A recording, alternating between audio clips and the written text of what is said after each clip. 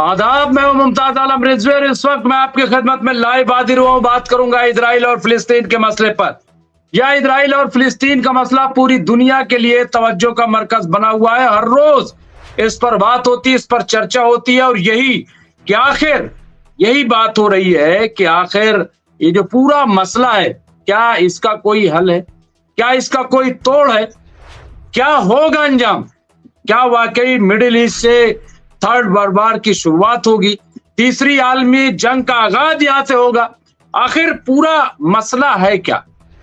क्यों ये मामला रोज बरोज नए नए रुख इख्तियार करता जा रहा है? हालांकि उम्मीद बहुत है।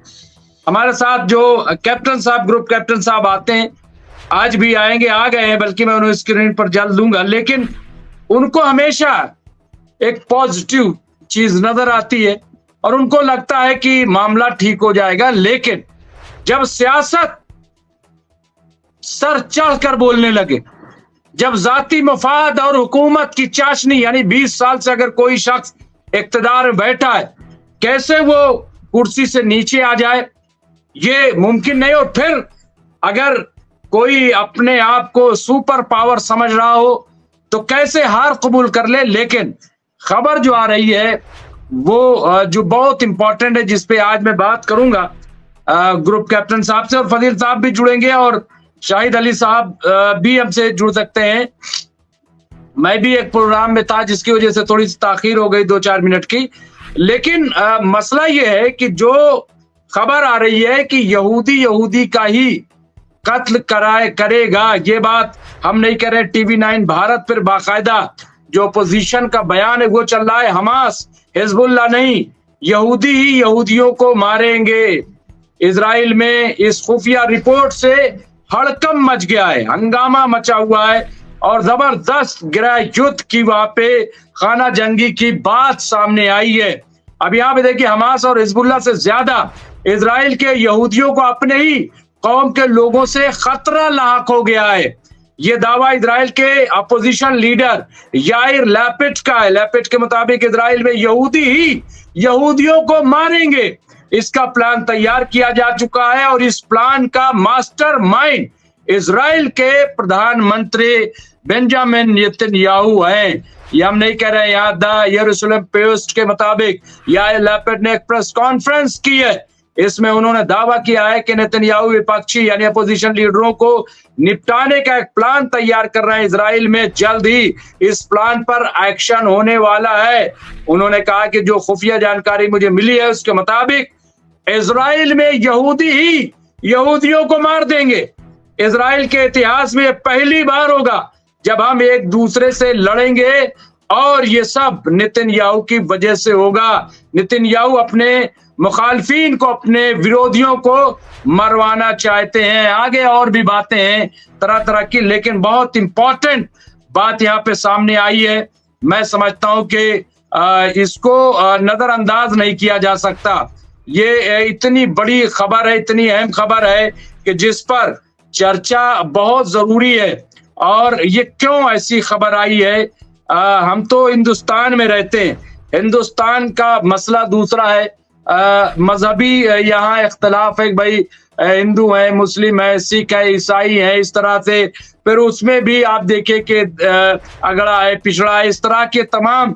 लेकिन वहां जिस तरह की साजिश हो रही है कि यहूदी ही यहूदी का कत्ल करेगा, ये क्या मामला है, इस पर हम जानेंगे। हम कैप्टन साहब को, ग्रुप कैप्टन उत्तम कुमार देवनाथ जी को हम स्क्रीन पर ले लेते हैं। मैं बहुत बहुत इस्तकबाल करता हूँ, खैर मकदम करता हूँ कैप्टन साहब का। कैप्टन साहब हमारे वॉर एक्सपर्ट, ग्रुप कैप्टन साहब हमारे वॉर एक्सपर्ट हैं, मिलिट्री एक्सपर्ट हैं और इसके साथ साथ जियो पॉलिटिक्स के आप मास्टर हैं। जिस तरह से चीजों को बयान करते हैं और बहुत सारे लोग जो मैं देख रहा हूँ पहले चीजों का एग्री नहीं करते थे, उनको लगता था कि कैप्टन साहब कुछ अलग बात कर रहे हैं, लेकिन अब उन्हें लगता है कि नहीं, कैप्टन साहब एक बिल्कुल मुतवाजिन और पूरी जिम्मेदारी से बात करते हैं। हाँ, ये जरूर लगता है जब कैप्टन साहब कहते हैं कि नहीं ये ऐसा हो जाएगा और ये ऐसा। देखिए, ये असल में जो मैंने पहले भी कहा था कि जिस तरह से इजराइल सोचता है, अमेरिका सोचते हैं, उनकी जो ताकत है, दुनिया जिस तरह से सोचती है देखिए, तो वो असल में वो बयान करते हैं। वो पक्ष और विपक्ष की बात नहीं होती है। तो मैं इस्तकबाल करता हूँ कैप्टन साहब, क्या अपडेट है, और उसके बाद फिर हम जो इम्पोर्टेंट इशू आया, जो रिपोर्ट आई है इजराइल से, उस पर बात करेंगे। लेकिन कैप्टन साहब, सबसे पहले वही जो हमने अभी बयान किया, लेकिन आप हमें अपडेट अगर कुछ दे दे, क्योंकि बड़ा पॉजिटिव अपडेट रहता है। जी हाँ, शुक्रिया डॉक्टर रिजवी। सबसे पहली बात तो है कि फिर से एक बार कतार भी कोशिश कर रहा है, मिस्र भी कोशिश कर रहा है कि काहिरा में सीज़फायर की बातें फिर से चालू हो जाएं। इस बार हमास ने थोड़ा नरम रुख अख्तियार करते हुए ये कहा है कि अ, अगर सीज़फायर हो जाती है तो भविष्य में वो गजा का जो एडमिनिस्ट्रेशन है, हमास किसी और फ़िलिस्तीनियन ऑर्गेनाइज़ेशन या फ़िलिस्तीनियन अथॉरिटी को सौंपने के लिए तैयार है। तो ये बहुत बड़ा हमास ने कंसेशन दिया है। पिछले 24 घंटे में 29 या अब तक 30 गजा के फिलिस्तीन नागरिक इजरायली बमबारी में मारे गए हैं। तो इजराइल जो है वो पीछे नहीं हट रहा है, लगातार हम तो इस्तेमाल करेंगे शब्द जेनोसाइड करता जा रहा है। लेकिन एक तीसरी बात भी है, वो ये है कि अब इजराइल भी शायद थक गया है। इजराइल के अंदर भी काफी धड़े बढ़ चुके हैं। ज्यूज जो हैं वो यह विचार कर रहे हैं कि क्या नेतन्याहू को वो सपोर्ट कंटिन्यूअसली देते रहें। तो ज्यूज का भी एक हिस्सा ऐसा है जो सोच रहा है कि अब ना सिर्फ उनको आने वाले इलेक्शन में नेतन्याहू को वोट नहीं करना, वरन वो अगले इलेक्शन में ये भी मांग करेंगे कि नेतन्याहू को ही इलेक्शन के लिए ना खड़ा होने दिया जाए। तो बहुत सारी छोटी-छोटी डेवलपमेंट हो रही हैं। जी डॉक्टर रिजवी। अब और ये रिपोर्ट भी आई थी कि 2027 में जो चुनाव होने वाला है, ऐसा कहा जा रहा है, उसमें बहुत बुरी तरीके से वो हारने वाली रिपोर्ट सामने आई। जाहिर है कि प्रोटेस्ट हो रहा है, हालात है, और प्रोटेस्ट ऐसा नहीं है कि 7 अक्टूबर 2023 से ही हो रहा है, बल्कि उससे पहले वहां प्रोटेस्ट जारी था, और भ्रष्टाचार को लेकर के कई ऐसे मामले। लेकिन कैप्टन साहब, सबसे ज्यादा जो सनसनीखेज रिपोर्ट सामने आई है, ये क्या है, इसको किस तरह से लिया जाना चाहिए कि एक बहुत बड़ा अंदर इजराइल के अंदर ही कत्लेआम की पूरी तैयारी है, अपोजिशन से लेकर के और तमाम, और इसको जो है वहां के जो बड़े लीडर है, अपोजिशन लीडर है, उन्होंने ये याइर लैपिड जो है, उन्होंने ये इल्जाम लगाया है कि एक ऐसा प्लान तैयार किया जा रहा है कि जो मुखालफिन है उनका कत्लेआम किया जाए, यानी यहूदियों को कत्ल करेंगे, इस तरह की खाना जंगी, इस तरह के हालात। क्या आपको लग रहा है, क्योंकि वहां पे खाना जंगी की बहुत दिनों से बात चल रही है, और आपने देखा भी होगा कुछ हादसे सामने आते भी हैं, आने लगे, कोई कार में हो जाता है, कोई बस से मार देता है, वहां पे किसी को, लोग खड़े वहां पे गाड़ी चढ़ा देता है, इस तरह की खबरें, बहुत सारी खबरें तो हम तक पहुंच भी नहीं रही हैं। लेकिन वहां के हालात अच्छे नहीं। अच्छा, फिर वहां पे कैप्टन साहब, जो हम लोग गुफ्तगू करते रहे हैं दरमियान में भी, कि वहां कारोबार पूरी तरीके से चरमराए हुए हैं, वहां जो टूरिज्म होता है, जिस तरह का टूरिज्म वहां पहले होता था, वो बिल्कुल बंद हो गया है। मुझे नहीं लग रहा है कि हिंदुस्तान से भी कोई टूरिस्ट जो है वो पिछले 1.5 साल में गया होगा कि चले घूम के आए, देख करके आए। तो वो भी, अच्छा, टूरिज्म जो है वो बहुत बड़ी इंडस्ट्री है, उससे बहुत सारे, उससे होटल इंडस्ट्री जुड़ी होती है, ट्रांसपोर्ट इंडस्ट्री जुड़ी होती है, एयरपोर्ट एयरलाइंस इंडस्ट्री जुड़ी होती है, इसी तरीके से बड़े बाजार जो है उससे कैप्टन साहब जुड़े होते हैं, यानी बहुत बड़ा हिस्सा है। तो ऐसे में क्या लग रहा है, ये जो रिपोर्ट है कि वहां पे उन्होंने कहा है कि लैपिड मुताबिक इजराइल में यहूदी ही यहूदियों को मारेंगे, इसका प्लान तैयार किया जा चुका है, कैसे देखते हैं कैप्टन साहब, मैं जानना चाहता हूँ। डॉक्टर रिजवी, इसमें कोई शक नहीं है कि इजराइल में लोग जो हैं काफी मुश्किलात का सामना कर रहे हैं। पिछले 1.5 साल की लड़ाई में वहां टूरिज्म इंडस्ट्री पूरी तरह से ध्वस्त हो चुकी है। टूरिज्म इंडस्ट्री इजराइल की जीडीपी का बहुत बड़ा हिस्सा है। इसके साथ साथ ही वहाँ जो होटल का कारोबार है, जनवरी या फरवरी के महीने में रिपोर्ट आई थी कि इज़राइल में 450 ऐसे होटल हैं जो कि 5 स्टार, 4 स्टार या 3 स्टार हैं। और ये 450 के 450 होटल ने नील ऑक्यूपेंसी दिखाई कि कोई गेस्ट आ नहीं रहा, कोई गेस्ट ठहर नहीं रहा। तो ऐसे में इज़राइल में जो होटल इंडस्ट्री है उनको बहुत बड़ी दिक्कत का सामना करना पड़ रहा है। पिछले साल दिसंबर के महीने में ऐसी भी रिपोर्ट आई थी कि तेल अवीव में 8,000 टैक्सी वालों का जो टैक्सी एंड कैब वालों का जो यूनियन है उन्होंने स्ट्राइक कर दी थी, क्योंकि टूरिस्ट आ नहीं रहे हैं। तो जो हजारों टैक्सीज हैं वो बेरोजगार खड़े हैं, उनको कोई टूरिस्ट नहीं मिल रहा। सबसे बड़ा इजराइल को फाइनेंशियल धक्का ऐसे लग रहा है कि इजराइल की सरकार के पास भी शायद बजटरी एलोकेशन के लिए इतना पैसा नहीं है। इजराइल जो है वो बॉन्ड इशू कर रहा है ताकि पैसा उधार में लेकर अपने सोल्जर्स की जो डबल तनख्वाह है उसे दे सके।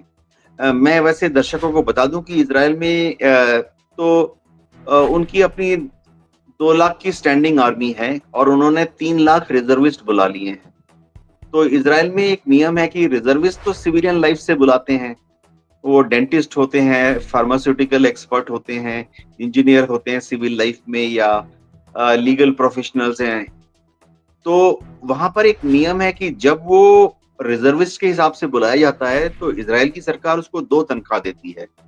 समझिए एक बार्बर है, उसको ज्वाइन करता है एज ए कॉर्पोरल, यानी 2 फीते वाला नायक, तो उसको कॉर्पोरल की तो तनख्वाह देनी ही पड़ती है, प्लस एज ए बार्बर वो जो कमाई कर रहा था, वहां पर इनकम टैक्स रिटर्न फाइल करते हैं। टैक्स चाहे देना हो या ना देना हो वो अलग बात है, लेकिन इनकम कितनी हुई है सब लोग फाइल करते हैं। तो जैसे एज ए बार्बर वो कितना कमा रहा था, इजराइल की सरकार उसको वो तनख्वाह भी देती है। तो जितने रिजर्विस्ट बुलाए हैं 3 लाख, इजराइल की सरकार को डबल डबल तनख्वाह देनी पड़ रही, जो कि उनके बजट पर काफी भारी पड़ रहा है। नेतन्याहू के ऊपर बहुत बड़ा दाग ऐसे भी लग गया क्योंकि पिछले महीने मार्च के 23 तारीख को जब एक यूनाइटेड नेशन रिफ्यूजीज वेलफेयर अनरवा का जो कॉन्वॉय जा रहा था, जिसमें कि करीबन 15 सिविल डिफेंस फोर्सेस के लोग थे और रेड क्रिसेंट के डॉक्टर थे, उनके कॉन्वॉय के ऊपर हमला हो गया था। तो 15 सिविल डिफेंस फोर्स और रेड क्रिसेंट के वर्कर मारे गए थे। एक यूएन का भी वर्कर था, United nation peace keeping force का। तो अब जांच में फाइनली नेतन्याहू को और नेतन्याहू की एडमिनिस्ट्रेशन को ये मानना पड़ा है कि यह जो गलती थी ये आईडीएफ के जो ट्रुप्स थे उनकी गलती थी। और आईडीएफ के जो कमांडर थे, जो लोकल कमांडर थे, उनको इसलिए court of inquiry, court martial करके बर्खास्त कर दिया गया है, डिसमिस कर दिया गया है। तो इससे नेतन्याहू और आईडीएफ की जो छवि है, इमेज है, उसको बहुत बड़ा नुकसान पहुंच रहा है।